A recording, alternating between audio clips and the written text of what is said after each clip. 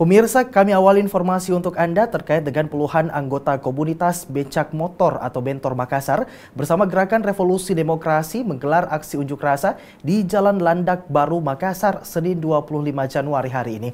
Aksi tersebut terkait dengan wacana pembahasan dan penentuan regulasi bentor dan ojek. Aksi unjuk rasa ini berkaitan dengan wacana pembahasan dan penentuan regulasi bentor dan ojek oleh Korlantas Mabes Polri dan Dirlantas se-Indonesia. Demonstran mengapresiasi Polda Sulsel dan Dirlantas Polda Sulselbar yang mengupayakan legalitas dan regulasi angkutan bentor. Tetapi anggota GDR dan komunitas bentor juga akan mengawal pembuatan regulasi tersebut. Ketika kebijakan yang diambil pemerintah memihak dan menguntungkan kaum marginal, mahasiswa dari Gerakan Revolusi Demokrasi mengaku akan mendukung. Namun apabila terjadi hal yang sebaliknya, maka mereka mengaku akan memperjuangkan hak-hak masyarakat sebagaimana mestinya, dengan kata lain akan melawan.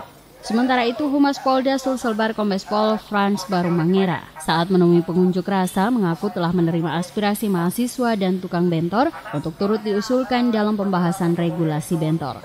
Ia menambahkan pembahasan tersebut tidak untuk menghapus bentor, melainkan akan mencari jalan keluar agar bentor memiliki izin dan diatur dalam undang-undang. Disampaikan oleh Pak Kapolda untuk menerima ini, bahwa beliau sekarang lagi membahas bersama Korlantas seluruh elemen yang ada untuk bagaimana bentor ini yang menjadi kebutuhan daripada masyarakat ini bisa kita regulasikan dan bisa kita akomodasikan untuk ke pusatnya. Sehingga jangan khawatir bahwa Polda memang mencarikan jalan, mencarikan solusi. Selama aksi unjuk rasa berlangsung, pihak Polda Sulselbar bersama Kakorlantas Mabes Polri sedang menggelar Focus Group Discussion atau FGD yang berkaitan dengan keberadaan dan keselamatan bentor dan ojek online dan manual di Hotel 4 Point Sheraton Makassar, Senin 25 Januari 2016. Dari Makassar, Aksa Arsyad, GoTV memberitakan.